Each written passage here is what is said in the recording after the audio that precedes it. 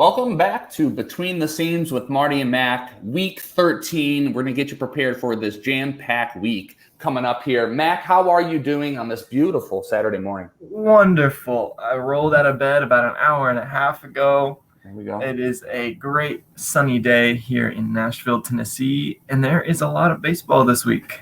Yep. It's the exact opposite here. It's very rainy. The Tigers game was already there's supposed to be a doubleheader today because they actually had to postpone against the Astros yesterday. So we're hoping, but our basement kind of flooded, It's like those kind of rains. But but I got Jordan on too many teams. And Framber and Lance McCullers Jr. So I would love it if those games happened. I hope me too. We really need them. But so let's hop into week 12. Let's review how we're doing so far. A few of our batters, and I think all of our pitchers have gone. But how are we doing so far with pitching?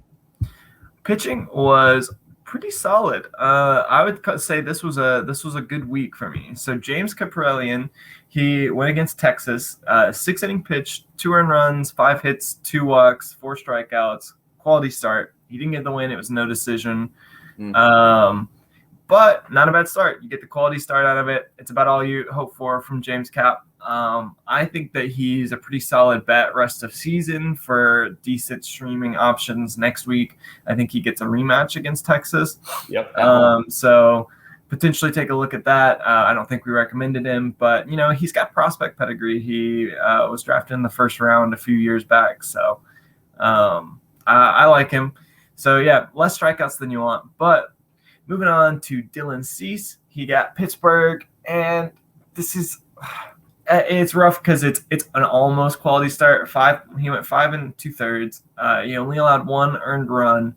His whip was higher than you want it to be. He allowed 7 hits and a walk, so just a little over 1 there. But he had 7 strikeouts and got the W there. Mm-hmm. Would have liked to see him go. Swinging strikes too. Yeah, he looked good. It's you would like to see like 1 more out, maybe 1 more strikeout, but is there something to that? Like, is it like built into? Because I see so many pitchers get pulled at 5.2, and it's like, is it built into our contract? If you have more than 5 quality starts, we have to give you $100 or something. I have no clue. I don't know. Seems like it happens a lot. I mean, and it's Pitt. Like, I don't know. I wasn't watching the game, so maybe he was in trouble or something. But I don't know. Just let the man go 6. He had thrown 99 pitches at that point. Yeah, someone actually posed that question on Twitter, like, what is it about 100 pitches that makes a manager just like sprint out there and pull a guy? Like, why is it just like that round number that switches a flip in our heads or something? Yeah, I think it's something to do with the game starting 200 years ago, and like 100 was just unfathomable. So they're like, if you get to 100, we have, you're done. Even though they throw like 150 pitches now, but I don't know what it is. Because someone, I don't remember who it was like, what if our threshold was 115? Like, what makes 100 like the pitch? Like, you're getting pulled the next batter sort of thing. Like, it just has to be some sort of like psychological thing. Maybe, or like if you break it down each inning, if you go over 20 pitches in an inning, it probably didn't go well. Fair. So I don't know. Either way, Ross Stripling, he gets 1 more start today. I'm excited for that start, but he pitched earlier this week against Miami. He went 6 innings, 1 earned run, 2 hits, 1 walk, 7 strikeouts, and a quality start. About as good as you could ever get from him. That's amazing. Yeah, it was a great start. Toronto didn't give him any run support, so he didn't get the W. Which is crazy. I know. But Miami's starting staff is nothing to shake a stick at, because I think Sandy was up against him in that game. It was, Sandy went 7 innings. Or something like that. I think he went 8. I have him in I have him and Pablo Lopez in almost any league that matters to me, because they won't get you the wins probably, but like they're so young good. Stallions, man. Pablo went like 6-7 starts without a win or whatever, crazy. But so overall, that is all 3 of my starters went at least 5 2/3. 2 of them went 6. We had 2 quality starts, 1 win. And we're keeping that. None of them allowed more than 2 earned runs. So really solid. Solid streaming pick. And weirdly enough, the Ross Stripling, the shallowest, the 10% rostered guy, had the best of the three. So that's the way it rolls. Now, let me ask you this: is Ross Stripling, should he be rostered in every league going forward, or is he back to his Dodgers days, or what do you think? I don't know. No, there's a few guys that I've read that think that, and I honestly haven't done enough digging myself into Ross to make a real educated statement on that. But I mean, if he, I think like he's worth a look. A pitcher list, a pitcher list article coming up for Mac. Do you dive on Ross Stripling? Is it not a bad idea? I know Nick Pollock said something in his most recent roundup on Stripling when Stripling pitched, and it was something to the effect of keep an eye on him. Rest of season, because if he's stretched out as a starter and looks good like his old self, then this may be the strip that you want. And not to spend too much time on Ross Stripling, but I did listen to he had an interview. I think it was about this time last year, and not to anyone's surprise, but he really talked about how much he wants to be a starter. Yeah, he doesn't like being a reliever. He can't get into the game. It doesn't allow him to use what he wants to use as third pitches. All those things that but it's good to hear it. Actually coming from a player, because a lot of times players don't say anything.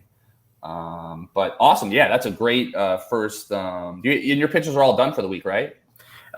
Yes, I think Stripling goes today. Okay, Stripling. Okay, one more. I think Cap might go today too. Ooh, double dip. All right. Well, no. I think it's just Stripling, because it was it was your guy Wayno was the one who had the 2-start week as well. Yeah. I remember we had a couple 2-start guys. Yep. Yeah, I'm pretty sure it's just Stripling has Baltimore at home. I'm pretty hopefully it could be great.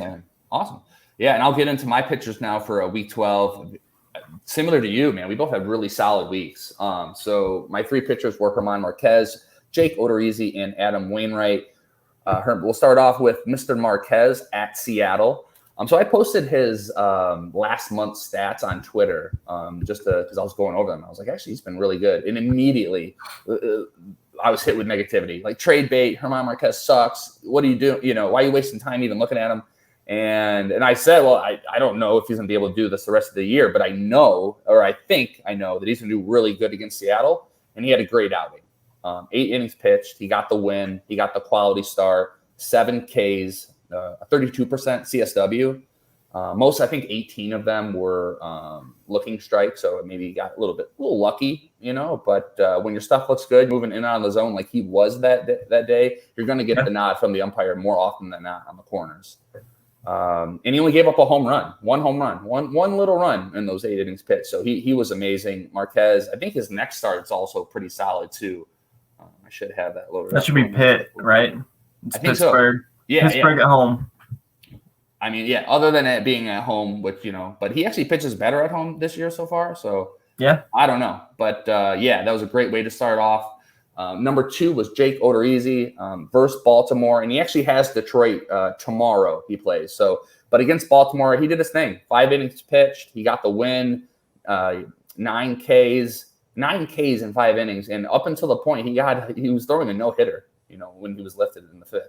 Or after the 5th. So I think they blew up at some point. I think the 8th inning is when someone hit a home run or something like that to blow up the no-hitter. I think there was 3 or 4 pitchers that were in on it. But yeah, Jake was incredible.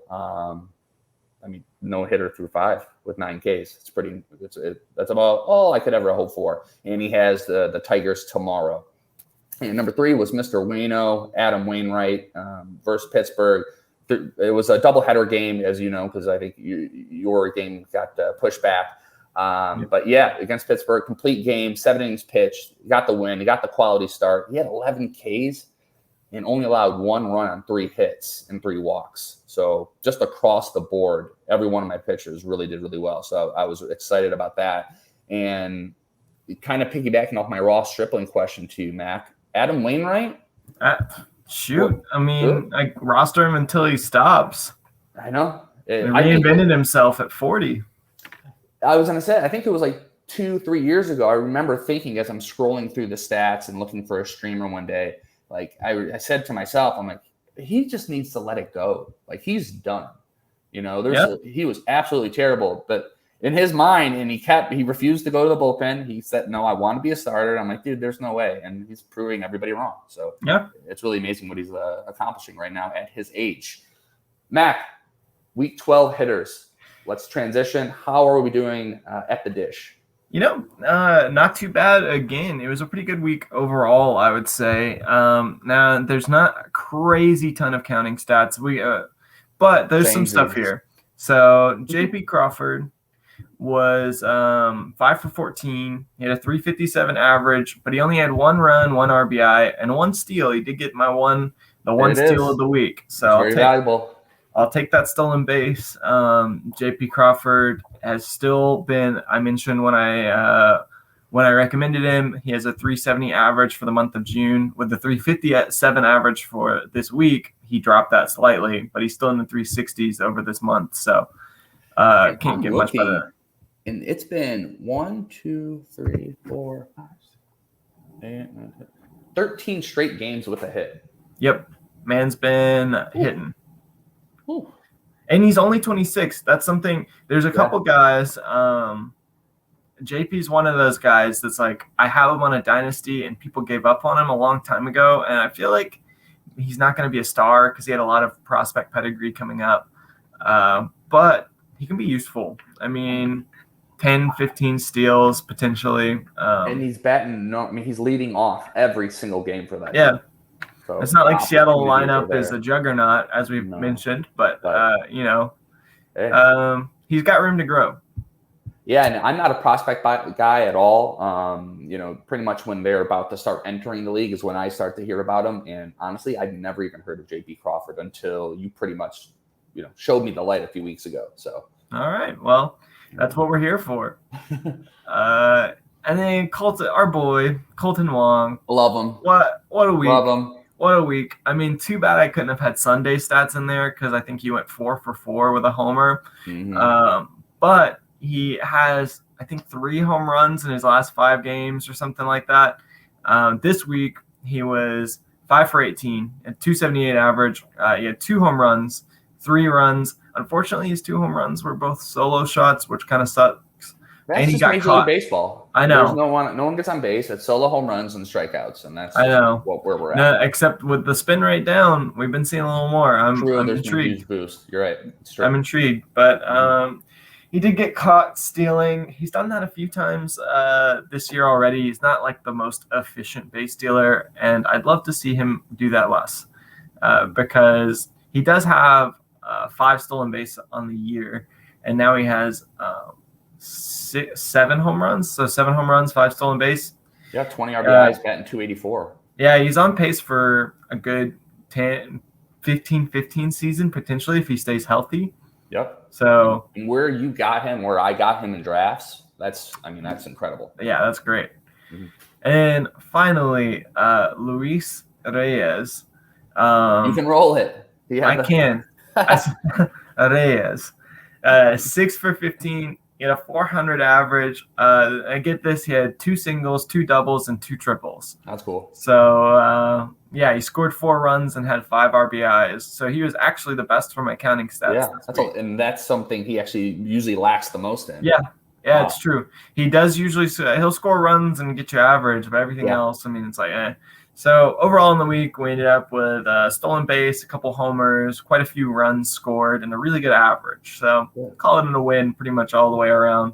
Yeah, both hitters and pitchers for you. That's a great week 12. And I'll take a look at mine. So my 3 hitters were Joey Votto, Bobby Bradley, and Luis Urias. No roll. But so we'll start with the vet, Joey. He's, he batted 308 for the week with a 357 OBP. Solid. In his 14 plate appearances, he has 4 hits. Unfortunately, they're all singles, and he only has 1, and he got 1 RBI. So hopefully he'll be able to pick up some stats coming up here over the next few days for your counting stats. But average OBP leagues, he is there for you. Number 2, Bobby Bradley, the young gun. So over 15 plate appearances, he only has 2 hits. Luckily, those 2 hits were home runs. So he has 2 home runs on the week with 4 RBIs and 5 runs. Like I said, he's only batting 154. But you'll take the counting stats, and hopefully he's still fired up in that lineup. So he'll be able to give you 2 more games here. And lastly, Luis Urias, 17 plate appearances, four hits, all were singles. So as I was telling you off air, Mac, his average and slugging percentage is the exact same. And you never want to see that. No. 1 run, 2 RBIs, and he struck out 35% of the time. I put in the notes that it's been a rough day at the office for him, and it's true. But so the hitting's been kind of a little bit all over the place. All of my average were there. If you're playing in a singles only league, you absolutely, I won you the week. But not as good as my pitchers, but overall pretty solid. But that's all in the past for us now. We're going to move forward to the future. Yeah, what are we doing? We're visionaries. Exactly. That was 16 minutes in the past. Now we have 14 minutes on the future. Mr. Mack, tell me your 3 hitters for the week. All right, I'm gonna show you the light. If you listeners have not heard of this man, it's because you haven't been watching enough San Francisco Giants games, haven't been paying attention. Because honestly, like before the last week or two, I would never have been able to tell you even who this guy was. Steven Duggar. Yep. Now, I believe it may have been Mike Curland on Twitter tweeted about him recently, how he made some batting stance changes. He did. That was Curland. Yep. Yeah. He moved his hands. At the alt site. Yep. And, on the season, Steven Duggar he's 23% rostered. He's batting this is his triple slash, 323, 382, 573 on the season. Crazy. With a 404 WOBA. So he's got 5 stolen bases and 6 home runs. He's not been caught stealing. I don't know if you just go look at the month of June, it's even better than that. I mean, over the last few weeks, he's been crazy. And I just picked him. I just looked at. He's available in literally every league I'm in on Yahoo. He's not available in like my deep dynasties because literally anyone with playing time is picked up there. Right. But every other league, I just picked him up in one of my roto leagues because why not? I need a guy who has 5 home runs and 6 stolen bases. Yep. And now he has a 14.3% barrel rate. Yeah. Whew. Yeah. And average right now is around 8% for hitters. So nearly doubling it. And I looked to see because the Giants love their splits. So I looked to see if he was doing significantly worse or better against lefties or righties. And no, he's hitting like 300 against righties, 308 against righties, and 400 against lefties. So. And let me ask you this, Mac, for the listeners, when they're sitting at home and they're trying to figure out, how to look at these stats and figure out their streamers. What website do you use to break down the righties versus lefties, all those different splits? Fangraphs mainly. Me too. I usually go to Fangraphs for splits, basic stats, and then go to Savant to see if the X stats back up the outcomes. Essentially, that's about process. That's about how it goes for me. So. I don't know. I'm picking up Steven Duggar. Thank you, Curlin. I started looking into him as soon as he made those tweets, and he's been popping up on like every leaderboard I'm looking at. So, and he's batting near the bat. I mean, he's batting 7th or 8th in that lineup. So he's producing. Yeah, and he's producing well enough he's forced their hand to keep him in the lineup because I mean he was in and out of the lineup in the beginning of the year, and he might force himself to the top of the lineup. Who knows? Mm-hmm. The Giants team is scary. I don't know what the heck. I don't know what's in the water in San Francisco. Sneaky good. I don't know what it is with the over-the-hill 30-year-olds that they picked up that can. I don't know what's going on, but it's fun to watch. So don't tell my wife, who's an A's fan, that I said that. It's horrible and I hate it. Actually, if you're listening. Holly. I know she's not. Yeah. Anyways, on to my next hitters. So next 2 hitters are going to be Tai France and Miles Straw. Let's talk about Tai France, though. Okay. So Steven Duggar, by the way, has 6 games this week, 4 at the Diamondbacks. So I like just that. Real quick on that, not to cut you off, but no, you're good. Just to give you a breakdown of the schedule, I always mean to do that before, but I just like talking to you too much, Mac, and I get into it. Next thing you know, we're talking about whatever we're talking about. But yeah, so there's 17 teams scheduled for 7 games. So 17 teams are scheduled for 7 games. I don't know why that was hard. And only one team has 5 games next week, and that's the Reyes. So it's a jam-packed week. Just don't pick up anyone from the Reyes. I just agree with that across the board. I have nobody on there. Joey Wendell. Sorry, I have Joey Wendell. That's it. Only Reyes player I own. Anyway. Yep. So, yeah, pretty much everyone's going to have a lot of games. I like 4 games at the Diamondbacks. 1, because the Diamondbacks are horrible. 2, because their pitching staff's horrible. Yes. 3, because their hit park plays well for hitters generally. So, on to Tai France. Mr. France is 43% rostered, and you may remember him from the beginning of the year. If you're a Tai France owner, you probably picked him up late in some drafts, hoping for some good stuff. Yep. And then he got injured after he was on fire to start the year and came back from the injury and was just okay. And so he got dropped a lot. But since the start of June, he is batting .284 with a .379 OBP and a .481 slugging percentage. He's hit 3 home runs in that time. And when he's on, he's a 4-category contributor. He's got more pop than people give him credit for. I mean, I know he played in the PCL, but if you ever want to be convinced that Tai France has good potential, look at his AAA numbers from 2019, where I think he put up like 33 home runs in like 80 games or something like that. So that's off the top of my head. Even if it's the Arizona Fall League, even if it's there, even if it is, obviously a very hitter-friendly place, that you're hitting that many home runs, there's something there. Yeah. So I like France. I've always been a Tai France type of guy. He's got first base, second base, third base eligibility in most leagues, so he's valuable. In your Yahoo leagues, yeah. And he gets 6 games this week against the Rangers and the Blue Jays, neither of which are known for their pitching. So sure. I like that. I like that matchup. And then finally, Miles Straw, and this is a guy that I'm sure Marty will be talking about. We've talked about it. We get a couple double downs throughout the year, and this is one of our double downs. We're doubling down on Miles Straw. Both of us are picking him. It'll make the episode go quicker next week, probably, when we're reviewing. So, well, and real quick on him, it's one of those we talk about these things, like, oh, I noticed you have the same hitter as me. Let one of us change. But with Miles Straw, because of what he's done over the last week, it was like we had to give him a shout out when we both had to just hold on to him. He's absolutely amazing because we actually talked about that. Oh, for sure. So Straw is 30% rostered. He gets 7 games this week. All of his games, get this, are against the Orioles and Cleveland. Mm-hmm. So not bad. So if you look at his overall stats, he sports a pretty pedestrian 299 WOBA for the season. But since June 1st, that's 367, a 367 WOBA. Since the start of the month, he's hitting 329, 393, 452 triple slash, which you don't expect to see even that slugging percentage from Miles Straw. Just he's got 2 home runs and 4 stolen bases since the start of June, and those home runs, I mean, they're sort of like icing on the cake for Straw when you pick him up for stolen bases. He's got 10 stolen bases on the year so far. And he's sitting near the top almost all the time for a Houston offense that is ridiculous. Mm-hmm. A ridiculous Houston offense. So if he's on base, he's scoring. 99th percentile sprint speed. I mean, if he's you want Miles Straw when he's getting on base because he has the green light to go all the time. Yep.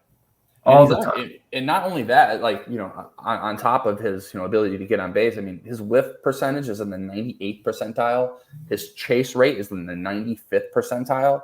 So extremely disciplined. He's not going up there like most, some 9 hitters. They're just looking to do whatever. I mean, he has. I mean, obviously the hard hit percentage is in the 2 percentile. Xwoba in the 15th percentile. So we're not, he's not Tony Gwynn or anybody, but does a really good job at looking at pitches. He's smart about it, and that's the kind of stuff that transitions to a high OBP. And with a guy like you said has the green light, it's going to lead to double-digit steals as we're seeing.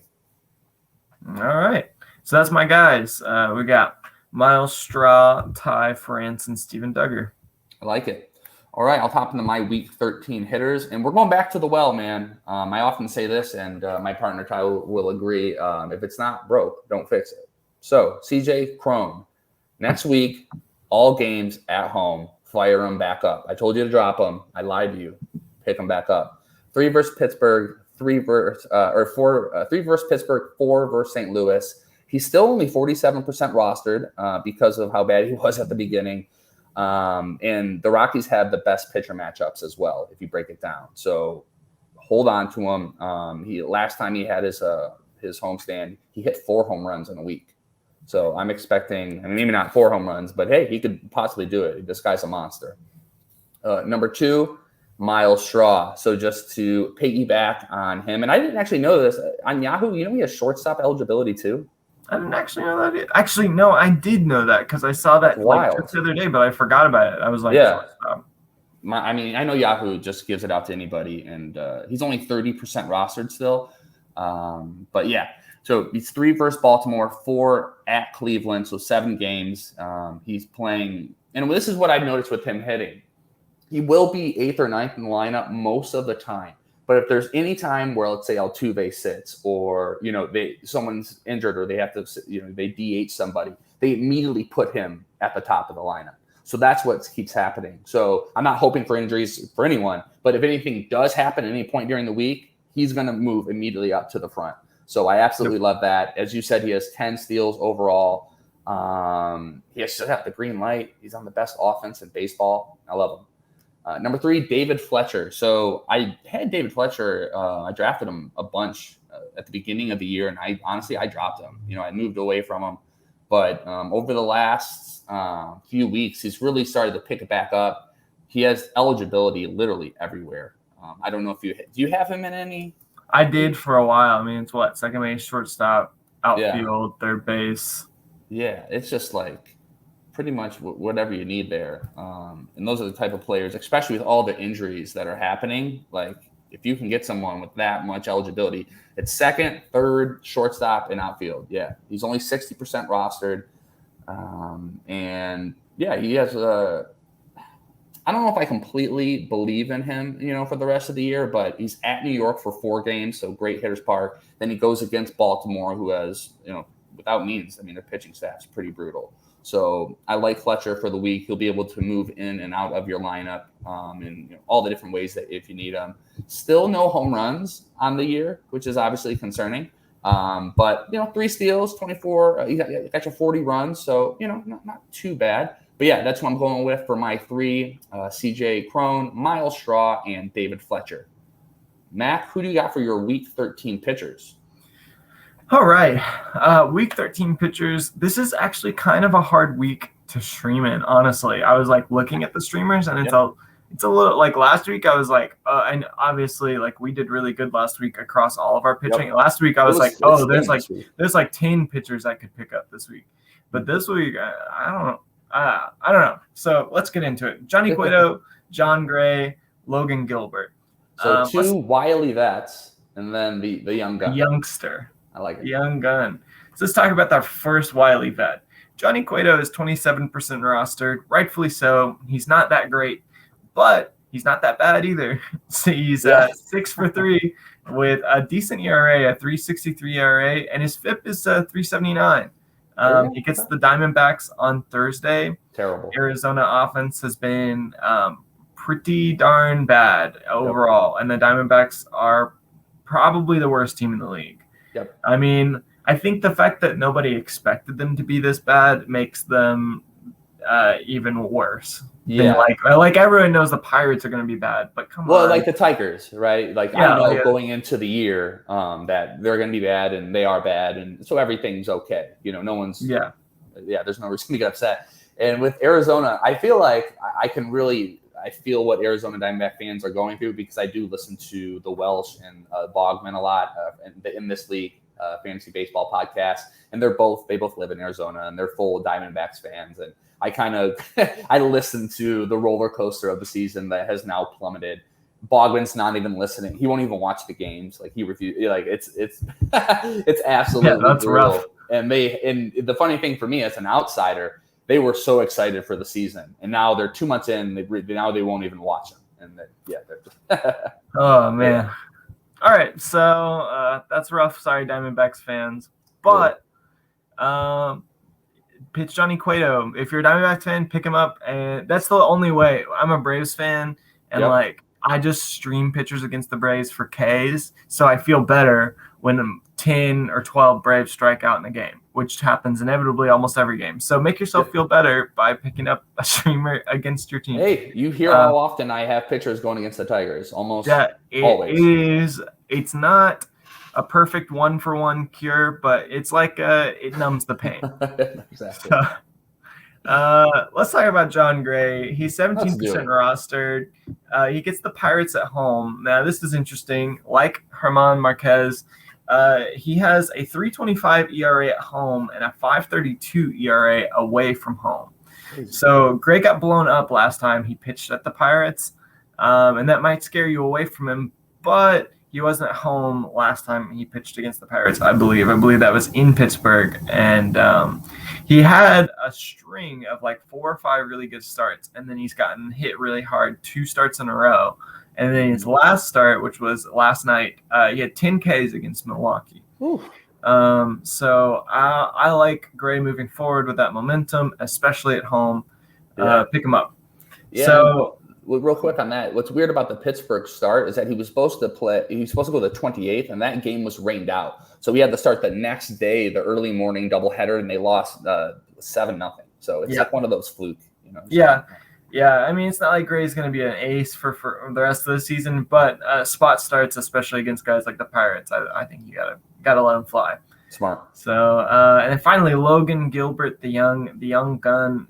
He had high expectations coming in. His first 2 or 3 starts were rough, but he's quietly been pretty darn decent since his first couple starts. He gets Texas in the middle of this week. His last 5 starts, he's 2-0 with a 3.29 ERA and a 0.99 WHIP. He's got a 9.5 K9, so almost 10 strikeouts per 9 innings. And this is what really stands out is his K- walk percentage is 20.7% over those 5 starts. So he's walking at a 5% clip and striking out at a 27% clip, or it's like 26-ish% clip. He's got some nasty stuff. He does have some nasty stuff, and that curve has started to work for him. Yep. He started fastball. He's been able to spot his changeup some. Yeah. Yep. So I like that against Texas a lot. Texas is one of those offenses that is really bad for a long time, and then they could blow you up with like 5 home runs and Joey Gallo and Nate Lowe all get on the ball and stuff. But I'm taking that, rolling the dice there because most of the time they're abysmal. So. Or Adolis Garcia. I mean, I have Garcia in a bunch of leagues, and it's like if he doesn't strike out 3 times, he hits 3 home runs. So, and I don't have him anywhere because I am like, it's almost like a problem. Like I don't pick up on hot people. Like we do this show all the time, but I even go back to like people who are like veterans and all this. I always miss out on the just out of nowhere hot guys. I think he has 21 stolen or 21 home runs.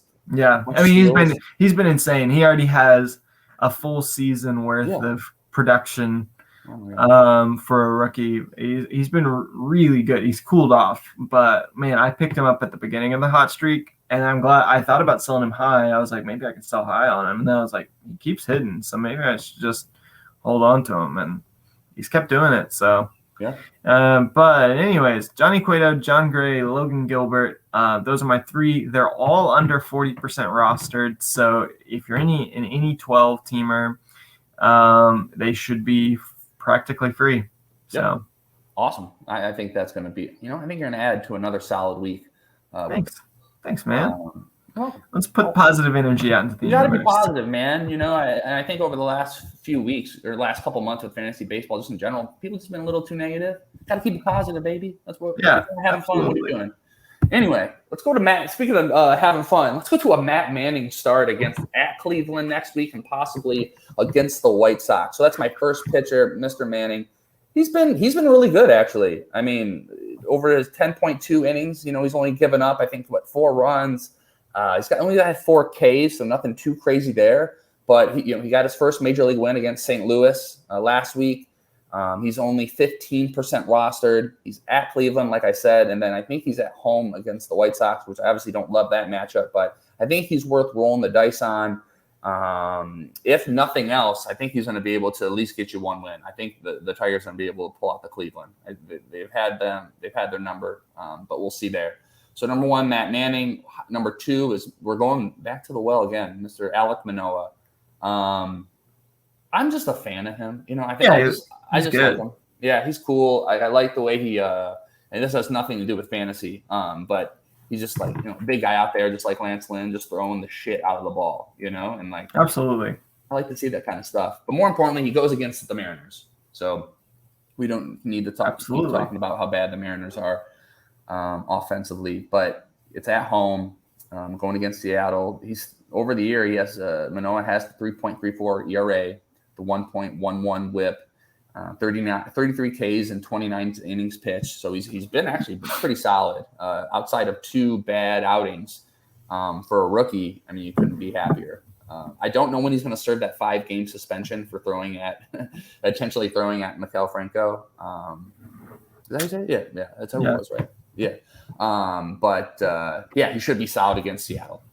And number 3, JT Brubaker. So he's one of those guys that I've missed on every part of the year. Like I picked him up and he didn't do as well. I let him go. He turns around and he does really well. So he's my bugaboo so far. But he's going against Milwaukee. They're one of the worst offenses in baseball. It's at home. Overall for the year, Brubaker has a 3.77 ERA, 1.12 WHIP, 72 Ks and 71.2 innings. His last outing against Cleveland, he had 9 Ks and 6.2 innings. So the Ks are going up. He plays the Cardinals today, so I'll be watching that closely. It's in St. Louis. I expect him to do well. And I think that last outing against Cleveland was the week that I recommended. So I think I had him 2 weeks ago or something like that. There we go. That's what I do. I look at your notes and then absolutely take. But I've missed on Brubaker almost every time too. He's really frustrating for me actually. Yeah. I've had like 1 hit out of like 4 or 5 times I picked him up. So Yep. Well, I'm gonna roll the dice. He's still only 36% rostered. A lot of that has to do with the fact that he's on the Pirates. But those are my 3 for the week: Matt Manning, Alec Manoa, and JT Brubaker. All right. Alrighty. Mr. Mack, where are we at? 37. Okay, not too bad. We'll take it. Do you have any words of wisdom for the listeners here for the weekend? I love just throwing these random deep questions at you at the end. I think it's one of my favorite things to do. If you haven't noticed. Words of wisdom. Yeah. For the fantasy, or just in general, everyone can use some life advice. There are 2 – I heard this the other day. There are 2 types of people in the world. There are smart fellers and there are fart smellers. Okay. So you should be a smart feller this week. I like it. I don't know what bowling alley or gas station you were at when you heard that, but that sounds amazing. And I think everyone can learn from that. And building off that, my quick shout out is to the Detroit Pistons. Got the number 1 overall pick. That's why I'm wearing the hat. Been a huge basketball fan since been a kid. Lived through the 2004 Pistons. I know this is about baseball, but we're hoping this is a good turnaround for a franchise in a city that needs it. So shout out to the Pistons. Shout out to Ben Wallace sitting in the big seat getting the number 1 pick. That was really cool. And listeners, enjoy the rest of the week. Thank you as always. Thank you always for sticking with us here. Christian Mack, where can listeners find you on Twitter? And do we have an article? I think I'm gonna fly to Tennessee and force you to write. Yeah, force me to write an article. I was gonna sit next to you like a mad teacher in detention. I don't have one yet, but you can find me at JChristianMack. Every time I think I'm gonna sit down and do it, my life gets busier and busier. It is the wackest thing. I don't know. I'm like, happy birthday, duh. Thanks. I should have let it off. I'd let it off in real life with a happy birthday, but it's your Jordan year, so use it wisely. Jordan year, 23. It's awesome. No one likes me when I'm 23, but it is the Jordan year, so there's the good and the bad. So there you go. It's a good birthday. But yeah, the weekend, my family's all here, and so there's always something crazy happening. I don't know. More important. Yeah, it's wonderful. It's great having my family around, but there's also so many of them, and they're like, let's do this and this and this. So yeah. Either way, I'll get an article out to you guys soon. When all the other guys are like burnt out at that All-Star You'll be the break. dude writing, That's when week 3 of opus, September. Yeah, my opus is coming out. And all those normal people are worried about football. Absolutely. Awesome. Well, it's always great, Mac. I love having you here with me, doing the show each week. As always, you can find me at Marty_Tallman on Twitter, writing for Triple Play Fantasy, doing some Tiger stuff for the Sports Radio Detroit, and a whole bunch of different other things. And we will see you here next week. Have a good one, guys. Bye-bye.